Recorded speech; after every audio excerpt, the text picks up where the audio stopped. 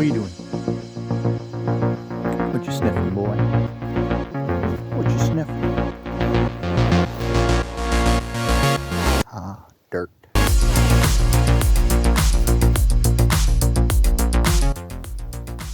Another beautiful day.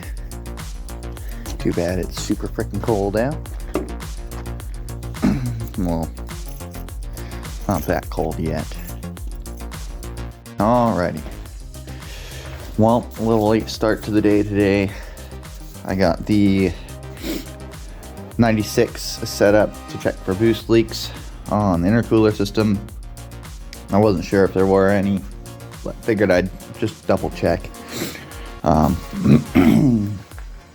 me get the light here.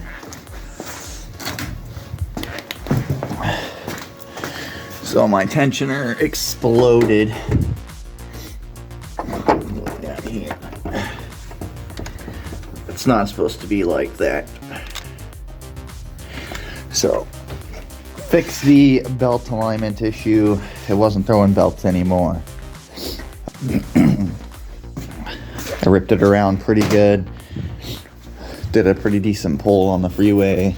And when I got off the freeway, it made it a pretty bad grinding sound.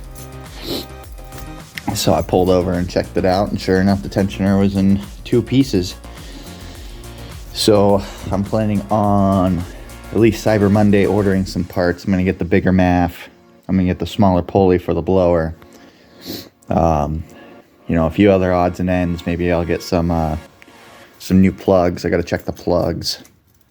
The new tensioner that I'm gonna have to get is like $500, which is a bummer.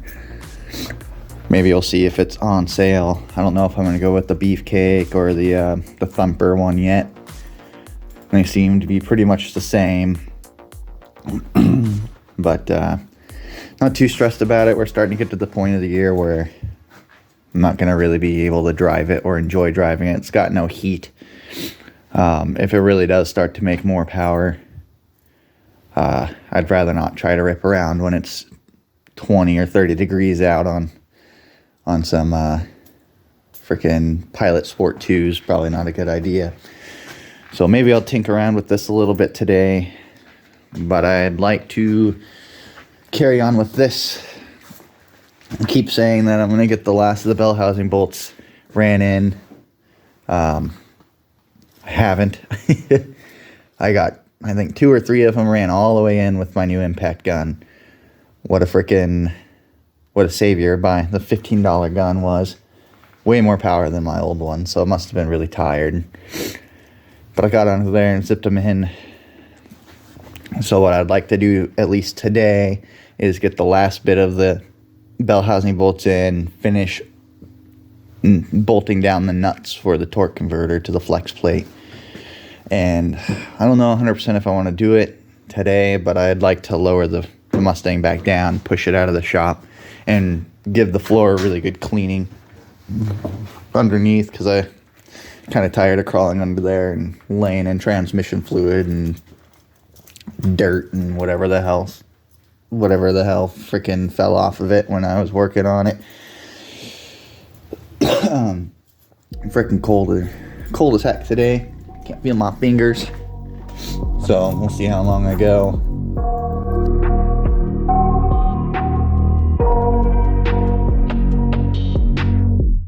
I got nightmares in my head, I fear that the thoughts build up until I can't hear, that my mind fills up into a creature, and it haunts me somewhere much deeper. Anxiety, filling up every space, no privacy. And silently, it could build and build until you finally see, whoa, it's taking over, damn no closure, moving closer. No exposure, I just wanna be a loner. Some can't stay sober, looking over all their shoulders, like moving boulders just to get out of the home. It sucks, I've had enough, I don't wanna feel the stuck under the rug, all my problems that I shove. I got nightmares in my head, I fear that the thoughts build up until I can't hear, that my mind fills up into a creature, and it haunts me somewhere much deeper. I got nightmares in my head, I fear that the thoughts build up until I can't hear. That my mind fills up into a creature, and it haunts me somewhere much deeper. I've been feeling weird, I can't seem to focus good enough. Nothing's really clear, sometimes it could be a little tough. I just need to feel like the end's in sight for me, but let's be really real, anxiety can foggy all this stuff. I've been feeling weird, I can't seem to focus good enough. Nothing's really clear, sometimes it could be a little tough. I just need to feel like the end's in sight for me, but let's be really real, anxiety can foggy all this stuff. It sucks when you finally feel like giving up. Oh God, no luck.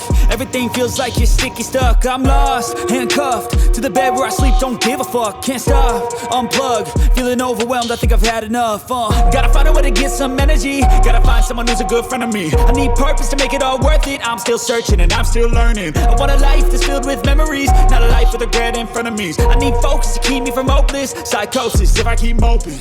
I got nightmares in my head, I fear that the thoughts build up until I can't hear.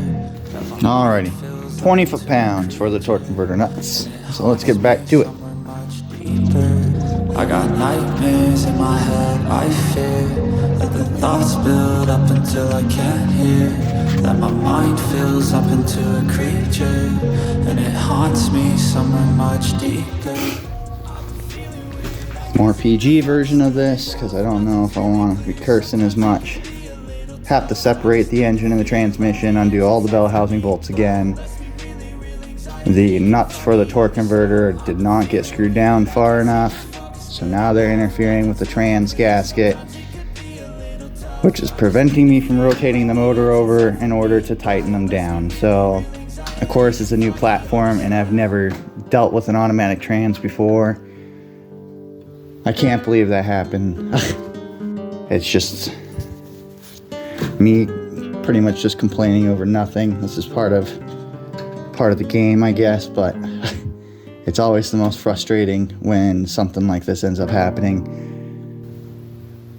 But I need to take a break, drink some water, get something to eat. It's one of those lessons, I guess, that everybody's got to learn. Well, it's a week later. It's after Thanksgiving. And I guess we'll get back to this. Took a little break from it. Took care of a few other things. We will see if we're able to just bust this out really quick today and carry forward with going through the harnesses. Kind of a stupid thing to get hung up on. I should have just went and did it the other week, but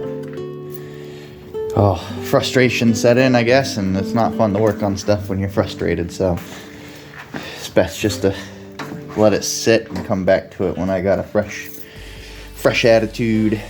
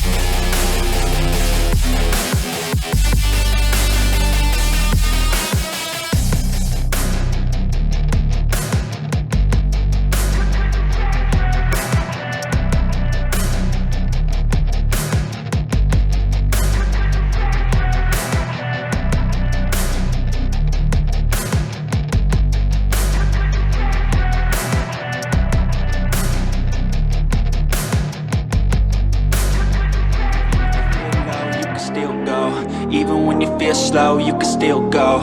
Even when there's no hope, you can still go. I never answer to no, man, I still go. Go, go, go, go, go, go, go, go, go, go, go, go, yeah, go, go, go. Hustle hard, hustle every single day. I'll be making moves till I'm buried in my grave. To the system, I don't wanna be a slave. I've been doing shit my way, or the highway. And in the driveway is a nice range. Cause I grind through the climb, I invite pain. You'll never hear me, bitch, nah, I don't complain. Just gotta flip the switch and you can go and obtain anything you want, anything you need. Your mind's got the key ingredient, it's belief. They'll deceive with the negativity, but I just slide right by that energy. Even when you feel low, you can still go. Even when you feel slow, you can still go. Even when there's no hope, you can still go. I never answer to no, man, I still go. Go, go, go, go, go, go, go, go, go, go, go, go, go, go, go, go, go, go. Alrighty, so I got all of the bell housing and torque converter nuts and bolts tightened down. There's a slight gap on the bottom. I'm not sure if that's because the C3 just doesn't mate up properly to this specific block. Seems like a couple of the bolt holes are slightly off-centered from the rest. There's not much I'm able to do about it, so we're just gonna send it and see what happens. Again, if I end up keeping this, we'll probably upgrade the transmission to like a 1 out of a 5.0 or something, or anything really that would just bolt up and not immediately explode would be nice. But I am gonna go and eat some food, take a little break here. It really wasn't that bad. I guess I'm just a drama queen. Should have just did it the other day, but it went by a lot faster with a cooled down and focused mind, I guess is what you call it. Like that. So yeah, we'll probably clean up a little bit, and then I'm gonna start going through the harnesses, seeing what we got, and then I guess from there it's time to start removing the dash and removing all the wiring we don't need. This part's gonna suck considering that there's no space on that side. Thankfully there's enough room to open the door and get in on this side. Hopefully pulling this dash out isn't too difficult. I don't have to care as much about the dash since it's already messed up. But yeah, well, I'm gonna go eat and clean up the garage a little bit. Kind of put some of these tools away. They're freaking everywhere. I gotta take care of that too. It's officially in. Yay, it only took like a month and a half. Alrighty, so let's go through the harnesses. Definitely gonna suck. I got at least half a chassis harness there. It's got a fuse box attached to it. I think that's the in-car. And then I got this one, which I think is the main chassis harness for power distribution to the headlights, the ignition coil, the fuel pump, various other modules. And then I have the engine harness right here. It has the ECU and most of the connections needed for all the sensors, I think. I'm not 100% sure yet. Gotta be the ECU. What is confusing to me, though, I might have to do some more research before I get too into it, is this right here is another ECU plug. So I don't know if there are two separate harnesses, one from a different year, or if this is all the same harness out of the same vehicle. It's going to be a little difficult to decipher, I guess. Not really difficult, but time consuming. There's probably a lot of this stuff that I don't even need. A huge bummer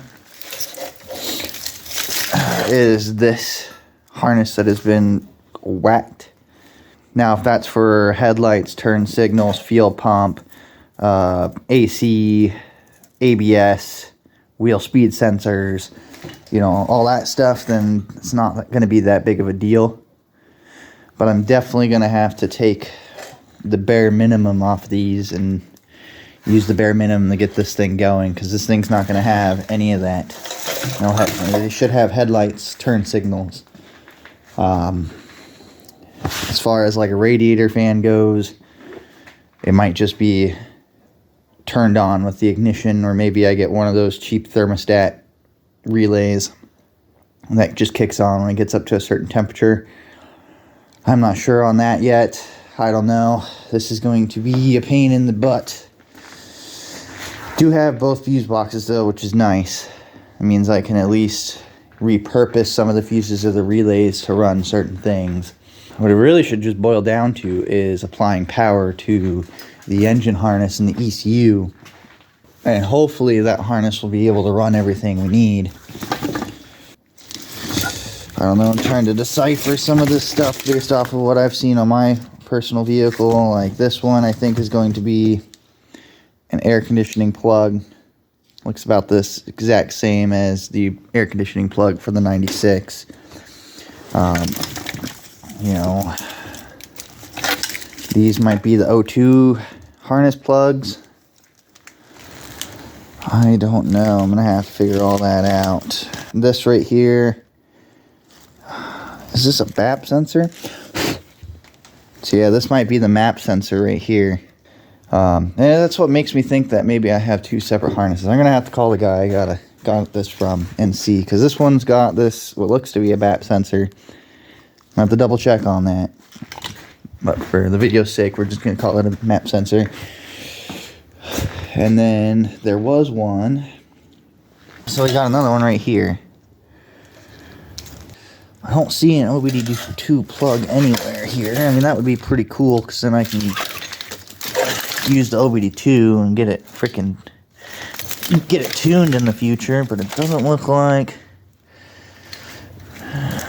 Let's see here, ARC test, there it is. So yeah, this is OBD1, I'm pretty sure.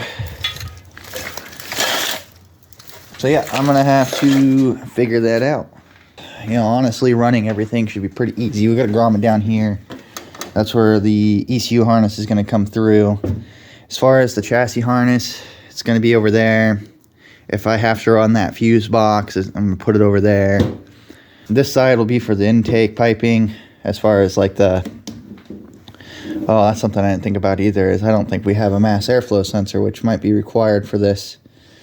So I'm gonna have to jump on one of the Supercoop forums and see if we can find a mass airflow, or see if we can run without it. It's all the little stuff now, which is gonna accumulate up pretty quick. What we're doing next, I do not know. I mean, obviously, you're gonna have to figure out all the wiring and get this dash pulled out. So obviously that's next. Like I said, I'm going to try to simplify everything. We might even just have like a switch panel, and I'll buy some switches and I'll rewire that relay box to activate the things I want. Try to reuse the factory in-car fuse box would be pretty cool, because that should at least help me run the blinkers and the wipers with that right there, and I can not run the chassis harness from that. It's definitely going to be an adventure. We'll see. I'm kind of excited that we got this somewhat together. It's gonna be a bunch of little things. Like, I guarantee you this hose right here is gonna leak, so I'm gonna have to get a new water pump. Of course, we've talked about that, but when I do that, I'm gonna have to get a new little hose section there. Got a bunch of little cleanup. I guarantee you there's going to be a lot of things that end up having issues once we get it fired up. I bet you there's tons of gaskets that are not going to seal properly. I'm really worried that the exhaust manifold gaskets might leak, because that's going to be not as big of a pain in the butt as it would be on the 96, but it's still going to be a pretty big pain in the butt. As far as doing spark plugs goes, because that's 100% got to happen, it doesn't look like it'll be too bad in this. From what I've heard, in the Super Coupes is one of the worst things you could do is spark plugs. But I think in the Fox body, I got just enough room to get it done. I think on the driver's side, if we look over here, we might run into some space issues in between all this junk. Well, actually, half this junk can't move up and out of the way, so maybe it won't be as bad as it looks right now. Yeah, a bunch of broken vacuum lines. Gonna figure all that out. And even though we get it all wired up, if we were to get it all wired up, another issue we're gonna have is feeling. So I gotta run a inline or in the tank fuel pump on a vehicle that doesn't have an in the tank fuel pump. On the old push rod motor, it had a mechanical fuel pump bolted to the bottom, which the kid I got it from had that replaced, and the reason the car caught on fire is because that was leaking, and whoever did it didn't catch that it was leaking, and the kid didn't catch that it was leaking, and on the 4th of July, all the fuel that was there caught on fire. So I'll have to run an inline pump. You know, that probably won't be a big deal. I haven't really ran fuel line before. I've always tried to keep the stock stuff going. At some point, I'm going to have to do it on the 96. I'm going to have to upgrade the fuel line size, and then my fuel pump's going to get tapped out pretty quick with that setup that I have now. So I could learn with this thing. I got a couple options. Either A, I run an inline pump all the way up to the front of the car, and then I have to run a return line all the way back and find a spot in the tank to return it to. Another option I have is getting a 96 to 98 fuel tank, and they have return systems on it already. So all I'd have to do is get the fuel pump that I want. So a stock one is only going to be like, I think 88 or 93 liter per hour on those 96 to 98s. So I'll probably get some 255 Walbro cheapy online, or maybe we'll pay the $150 for a decent one. And then all we have to do is run lines front and back, and we don't have to worry about an inline pump or nothing. I don't know. We'll have to figure that out. We got the classic Ford quick release frickin' fuel lines I'd like to try to keep. They're pretty long. I think we can run something into it. Worst case, I have to buy some AN stuff, which would look cool, but in my opinion, would be kind of a waste of money for this project at the moment. Be the nicest thing that's on it. Again, it doesn't have to look pretty. It just has to work, and that's kind of what we're going for. And then we can focus on looks if we want to keep it. Also, can't forget to do the oil. Don't forget the oil. Uh-oh. Just looked at that. I don't know why that's like that. Didn't have that on there. Oh my goodness. If I've been running on 7 cylinders this whole time, I'm going to frickin' jump off a boat into the water on a nice sunny day.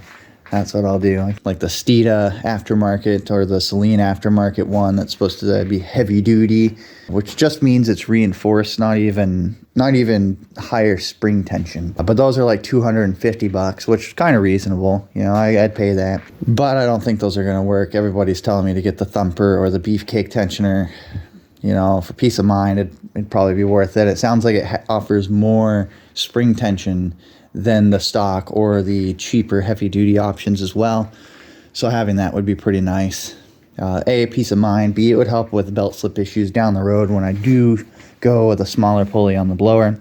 Right now I have a 3.5-inch pulley. I believe that's what it is. Yep, 3.5. And I think I'm going to shrink that down to a 3-inch pulley when I get the bigger MAF. Hopefully bump the boost up a few PSI up top.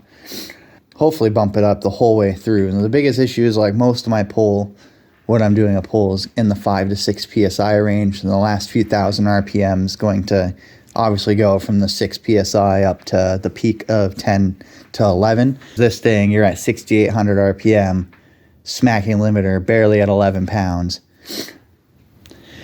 Definitely what I was looking for. You know, when I built this car, it was supposed to be all top end, no real low end, which made it very nice to drive. I don't have to worry about as much wheel spin.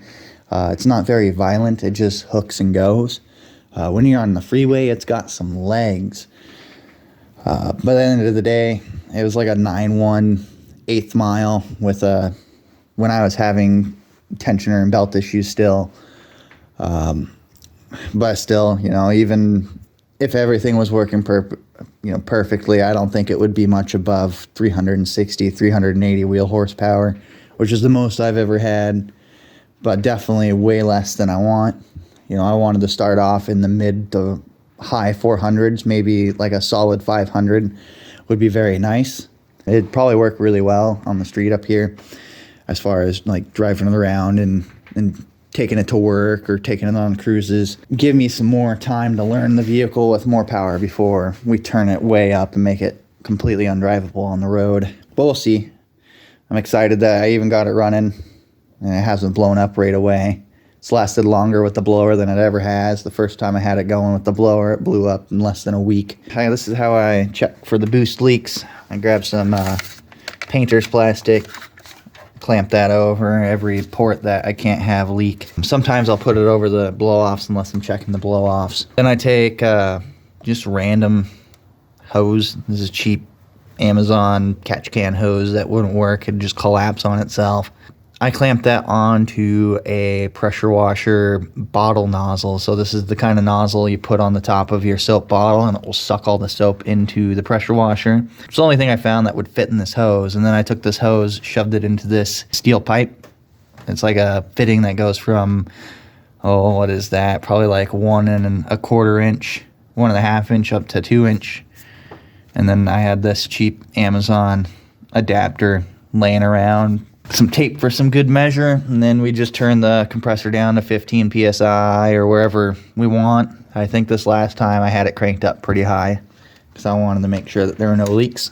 And you just fill it up and watch the plastic here until it comes up and pushes up against this metal turbo guard, and then you look for your leaks. The last time I did this, if it was leaking down on this coupler that goes straight on the blower, it was leaking there. And it was also would keep blowing out. The second connection on the pipe, because whoever got the kit from decided to make this, which is like a 35 or 45 degree freaking self-cut bend. So that's how they joined it, and that's how they got that thing. And you know, it kind of worked. But I did a run with my buddy's Civic. Not only did I blow the belt apart, but I also blew this intercooler piping off right after it. kind of a bummer, but it's part of putting your car together and getting all the bugs worked out. My first time running anything since I got it together, and it may not be the fastest thing right now, but if it wasn't for taking it out and all the issues I've had, I would never figure them out and I never get it going. Just like when people take their car to the track and they immediately blow it up. Or something keeps breaking and it takes multiple track days to get it going. I'm literally living it